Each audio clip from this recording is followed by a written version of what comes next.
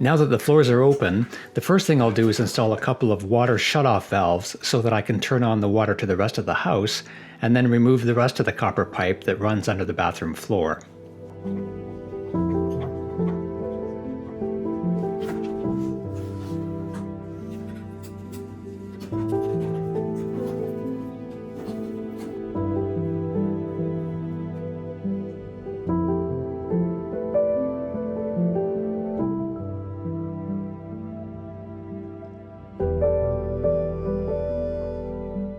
I'm using this soldering heat shield to protect the wood.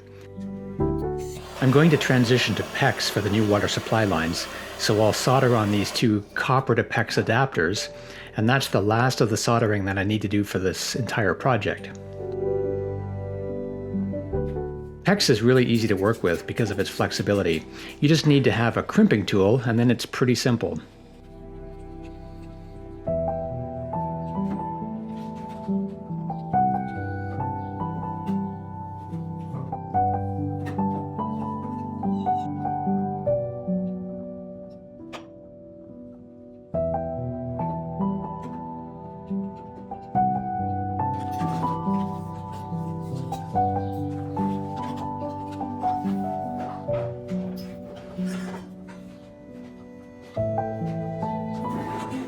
I'll snap a chalk line where the new bathroom wall is going to go, and then I'll remove the rest of the subfloor.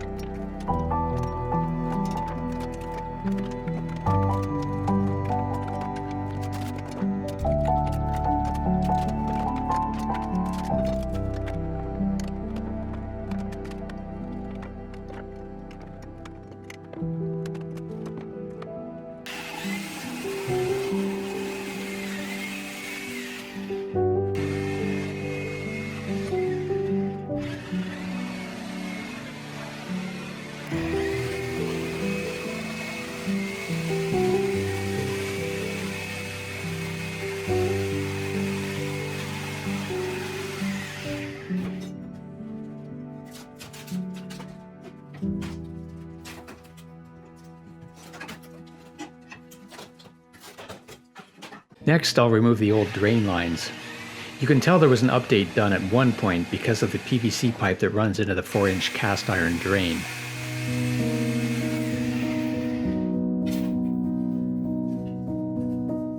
I'm using a heavy-duty metal cutting blade in my reciprocating saw to cut through the cast iron pipe. It's relatively easy to do. You just need to proceed slowly and let the saw do the work at its own pace.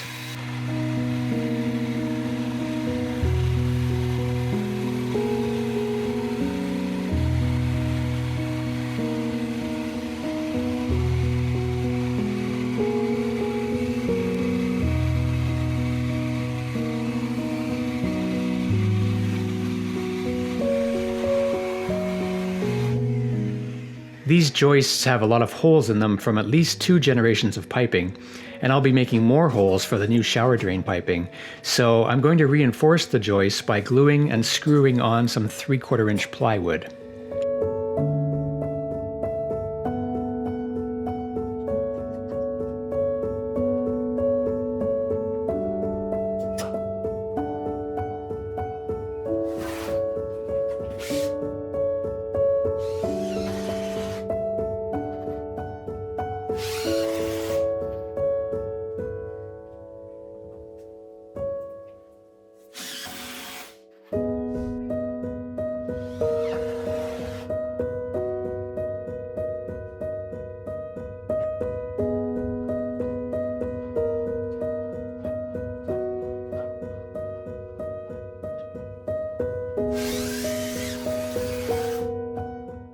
The floor joists are not level, both from front to back and from side to side, so I'm sistering on some 2x4s so that everything will be level.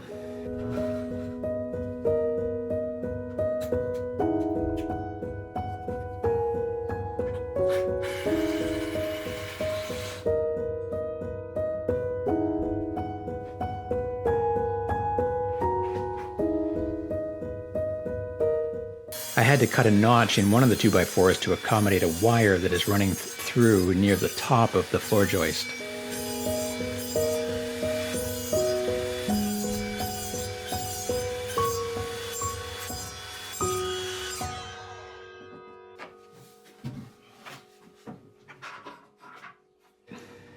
I first screw each of the 2x4s to give me the ability to reposition them if needed, and then I'll nail them on later to make them stronger.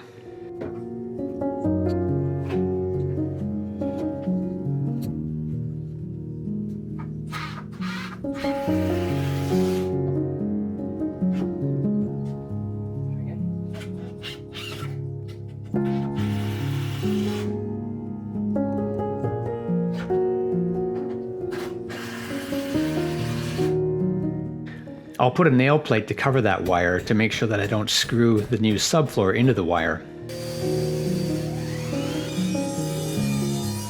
Next, I'll cut the 4-inch PVC pipe for the new toilet drain. This 10-inch miter saw cannot cut all the way through, so I'll need to rotate the pipe to cut all the way around.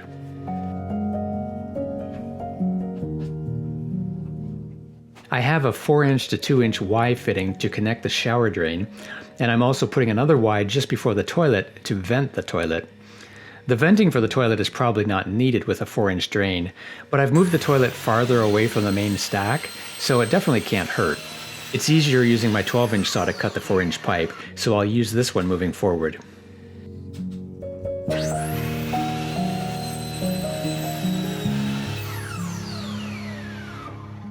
Now I'll glue everything together, starting with the primer and then the PVC cement.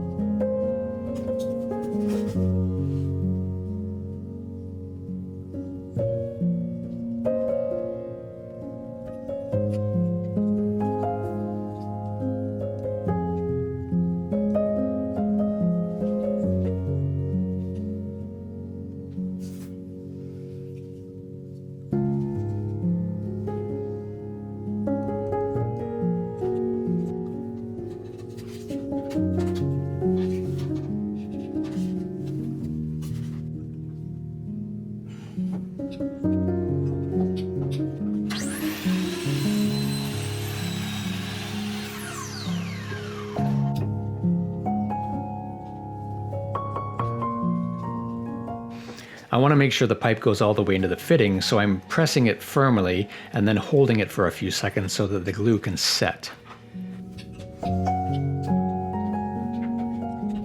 Then I'll use this rubber 4-inch cast iron to PVC coupling to connect the PVC to the old drain pipe.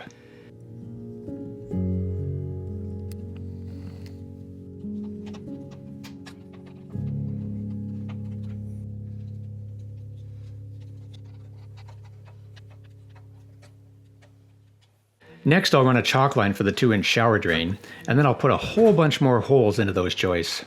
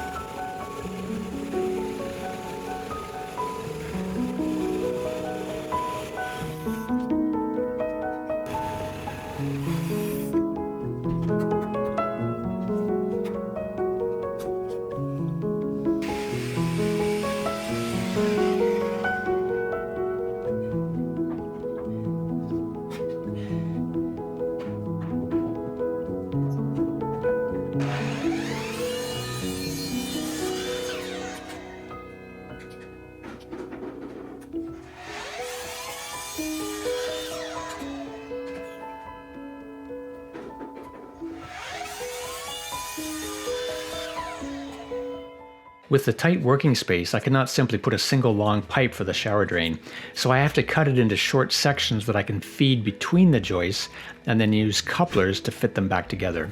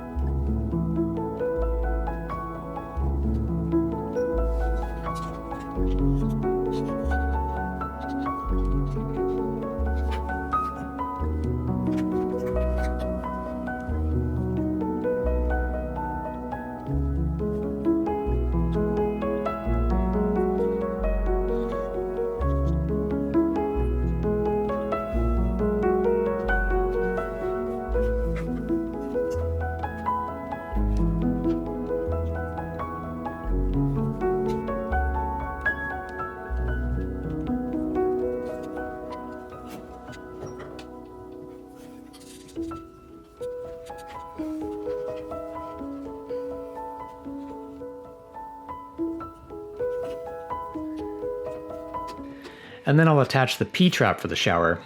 I didn't get it exactly where I wanted it, but it's close enough because the shower pan has some tolerance to allow for little inaccuracies like that. So there we have the shower drain, the toilet drain, the start of the vent for the toilet, and the start of the vent for the shower.